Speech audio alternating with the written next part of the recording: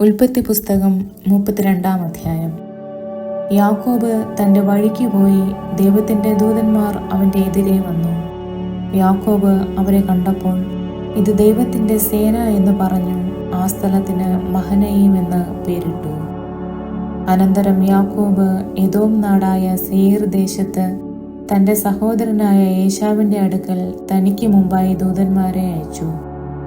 അവരോട് കൽപ്പിച്ചതെന്തെന്നാൽ, എൻ്റെ യജമാനനായ ഏശാവിനോട് ഇങ്ങനെ പറവിൻ, നിന്റെ അടിയാൻ യാക്കോബ് ഇപ്രകാരം പറയുന്നു, ഞാൻ ലാബാന്റെ അടുക്കൽ പരദേശിയായി പാർത്ത് ഇന്നുവരെ അവിടെ താമസിച്ചു.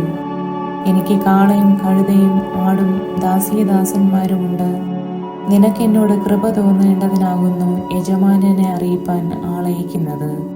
ദൂതന്മാർ യാക്കോബിന്റെ അടുക്കൽ മടങ്ങി വന്നു, ഞങ്ങൾ നിന്റെ സഹോദരനായ ഏശാവിന്റെ അടുക്കൽ പോയി വന്നു. അവൻ 400 ആളുമായി നിന്നെ എതിരേൽപ്പാൻ വരുന്നു എന്ന് പറഞ്ഞു. അപ്പോൾ യാക്കോബ് ഏറ്റവും ഭ്രമിച്ച് ഭയവശനായി തന്നോടുകൂടെ ഉണ്ടായിരുന്ന ജനത്തെയും ആടുകളെയും കന്നുകാലികളെയും ഒട്ടകങ്ങളെയും 2 കൂട്ടമായി വിഭാഗിച്ചു.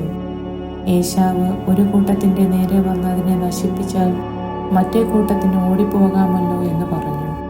പിന്നെ യാക്കോബ് പ്രാർത്ഥിച്ചത്, എൻ്റെ പിതാവായ അബ്രഹാമിൻ്റെ ദൈവവും എൻ്റെ പിതാവായ ഇസ്ഹാക്കിൻ്റെ ദൈവവുമായുള്ളവേ, നിന്റെ ദേശത്തേക്കും നിന്റെ ചാർച്ചക്കാരുടെ അടുക്കലേക്കും മടങ്ങിപ്പോക. ഞാൻ നിനക്ക് നന്മ ചെയ്യുമെന്ന് എന്നോട് അരുളി ചെയ്ത യഹോവേ, അടിയനോട് കാണിച്ചിരിക്കുന്ന സകല ദയയ്ക്കും സകല വിശ്വസ്തതയ്ക്കും ഞാൻ അപാത്രമത്രേ. ഒരു വടിയോടുകൂടി മാത്രമല്ലോ ഞാൻ ഈ യോർദാൻ കടന്നത്. ഇപ്പോഴോ ഞാൻ 2 കൂട്ടമായി തീർന്നിരിക്കുന്നു. എൻ്റെ സഹോദരനായ ഏശാവിൻ്റെ കയ്യിൽ നിന്ന് എന്നെ രക്ഷിക്കണമേ. പക്ഷേ അവൻ വന്ന് എന്നെയും മക്കളോടുകൂടെ തള്ളയെയും നശിപ്പിക്കും എന്ന് ഞാൻ ഭയപ്പെടുന്നു. നീയോ, ഞാൻ നിന്നോട് നന്മ ചെയ്യും, നിന്റെ സന്തതിയെ പെരുപ്പം കൊണ്ട് എണ്ണിക്കൂടാത്ത കടൽക്കരയിലെ മണൽ പോലെ ആക്കുമെന്ന് അരുളി ചെയ്തുവല്ലോ. അന്ന് രാത്രി അവൻ അവിടെ പാർത്തു. തൻ്റെ പക്കലുള്ളതിൽ തൻ്റെ സഹോദരനായ ഏശാവിന് സമ്മാനമായിട്ട് 200 കോലാടിനെയും 20 കോലാട്ടുകൊറ്റനെയും 200 ചെമ്മരിയാടിനെയും 20 ചെമ്മരിയാട് കൊറ്റനെയും കറവുള്ള 30 ഒട്ടകത്തെയും അവയുടെ കുട്ടികളെയും 40 പശുവിനെയും 10 കാളയെയും 20 പെൺകഴുതയെയും 10 കഴുതക്കുട്ടിയെയും വേർതിരിച്ചു. തൻ്റെ ദാസന്മാരുടെ പക്കൽ ഓരോ കൂട്ടത്തെ പ്രത്യേകമായി ഏൽപ്പിച്ച് തൻ്റെ ദാസന്മാരോട്, നിങ്ങൾ എനിക്ക് മുമ്പായി കടന്നുപോയി അതത് കൂട്ടത്തിന് മധ്യേ ഇടയിടുവിൻ എന്ന് പറഞ്ഞു. ഒന്നാമത് പോകുന്നവരോട് അവൻ, എൻ്റെ സഹോദരനായ ഏശാവ് നിന്നെ കണ്ട്, നീ ആരുടെ ആൾ, എവിടെ പോകുന്നു, നിന്റെ മുമ്പിൽ പോകുന്ന ഇവ ആരുടെ വക എന്നിങ്ങനെ നിന്നോട് ചോദിച്ചാൽ, നിന്റെ അടിയാൻ യാക്കോബിന്റെ വകയാകുന്നു.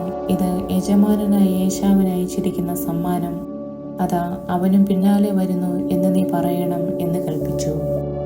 2-ാമത്തവനോടും 3-ാമത്തവനോടും കൂട്ടങ്ങളെ നടത്തിക്കൊണ്ടുപോകുന്ന എല്ലാവരോടും, നിങ്ങൾ ഏശാവിനെ കാണുമ്പോൾ ഇപ്രകാരം അവനോട് പറവിൻ, അതാ നിന്റെ അടിയാൻ യാക്കോബ് പിന്നാലെ വരുന്നു എന്ന് പറവിൻ എന്ന് അവൻ കൽപ്പിച്ചു. എനിക്ക് മുമ്പായി ഞാൻ പോകുന്ന സമ്മാനം കൊണ്ട് അവനെ ശാന്തമാക്കിയിട്ട് പിന്നെ ഞാൻ അവൻ്റെ മുഖം കണ്ടുകൊള്ളാം. പക്ഷെ അവന് എന്നോട് ദയ തോന്നുമായിരിക്കും എന്ന് പറഞ്ഞു. അങ്ങനെ സമ്മാനം അവൻ്റെ മുമ്പായി പോയി. അവനോ അന്ന് രാത്രി കൂട്ടത്തോടുകൂടെ പാർത്തു.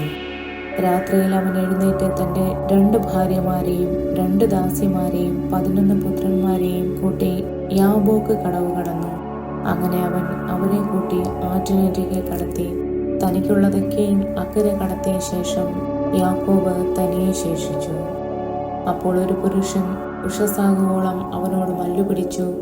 അവനെ ജയിക്കയില്ല എന്ന് കണ്ടപ്പോൾ അവൻ അവൻ്റെ തുടയുടെ തടം തൊട്ടു. ആകയാൽ അവനോട് മല്ലുപിടിക്കയിൽ യാക്കോബിൻ്റെ തുടയുടെ തടം ഉളിക്കുപോയി. എന്നെ വിടുക, ഉഷസ് ഉദിക്കുന്നുവല്ലോ എന്ന് അവൻ പറഞ്ഞതിന്, നീ എന്നെ അനുഗ്രഹിച്ചല്ലാതെ ഞാൻ നിന്നെ വിടുകയില്ല എന്ന് അവൻ പറഞ്ഞു. നിന്റെ പേർ എന്ത് എന്ന് അവൻ അവനോട് ചോദിച്ചതിന്, യാക്കോബ് എന്ന് അവൻ പറഞ്ഞു. നീ ദൈവത്തോടും മനുഷ്യരോടും മല്ലുപിടിച്ച് ജയിച്ചതുകൊണ്ട് നിന്റെ പേർ ഇനി യാക്കോബ് എന്നല്ല ഇസ്രായേൽ എന്ന് വിളിക്കപ്പെടും എന്നവൻ പറഞ്ഞു. യാക്കോബ് അവനോട്, നിന്റെ പേർ എനിക്ക് പറഞ്ഞു തരണമെന്ന് അപേക്ഷിച്ചു. നീ എൻ്റെ പേർ ചോദിക്കുന്നത് എന്ത് എന്ന് അവൻ പറഞ്ഞു. അവിടെ വെച്ച് അവനെ അനുഗ്രഹിച്ചു. ഞാൻ ദൈവത്തെ മുഖാമുഖമായി കണ്ടിട്ടും എനിക്ക് ജീവഹാനി വന്നില്ല എന്ന് യാക്കോബ് പറഞ്ഞ് ആ സ്ഥലത്തിന് പെനിയേൽ എന്ന് പേരിട്ടു. അവൻ പെനിയേൽ കടന്നു പോകുമ്പോൾ സൂര്യൻ ഉദിച്ചു. എന്നാൽ തുടയുടെ ഉളുക്ക് നിമിത്തം അവൻ മുടന്തി നടന്നു. അവൻ യാക്കോബിന്റെ തുടയുടെ തടത്തിലെ ഞരമ്പ് തൊടുക കൊണ്ട് ഇസ്രായേൽ മക്കൾ ഇന്ന് വരെയും തുട